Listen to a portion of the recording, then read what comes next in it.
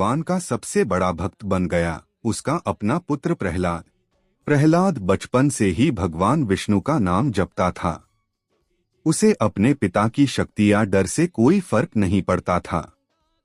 वह हर समय भगवान का स्मरण करता और दूसरों को भी भक्ति का संदेश देता। जब हिरण्यकश्यप को यह पता चला कि उसका बेटा ही उसकी आज्ञा नहीं मान रहा, तो वह क्रोधित हो गया। उसने प्रहलाद को समझाने की बहुत कोशिश की।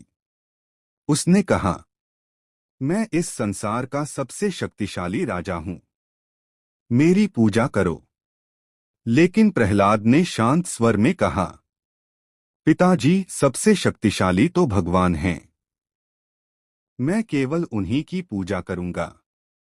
यह सुनकर हिरण्यकश्यप का क्रोध और बढ़ गया। अहंकार में अंधे राजा ने अपने ही पुत्र को मारने के कई प्रयास किए। पहले उसे ऊंचे पहाड़ से नीचे फेंक दिया गया, लेकिन भगवान की कृपा से वह सुरक्षित बच गया। फिर उसे विषैले सर्पों के बीच डाल दिया गया, पर सर्पों ने उसे नुकसान नहीं पहुंचाया। कभी उसे हाथियों से कुचलवाने की कोशिश की गई, तो कभी समुद्र में डुबोने की, लेकिन हर बार प्रहलाद भगवान का नाम लेकर बच जाता। राजा हैरान था कि आखिर यह बालक मरता क्यों नहीं। हिरण्यकश्यप की एक बहन थी, होलिका। उसे एक विशेष वरदान प्राप्त था कि आग उसे जला नहीं सकती। तब राजा ने एक योजना बनाई।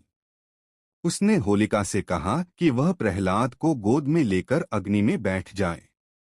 उसे विश्वास था कि होलिका बच जाएगी और प्रहलाद जलकर मर जाएगा। होलिका ने अपने भाई की बात मान ली।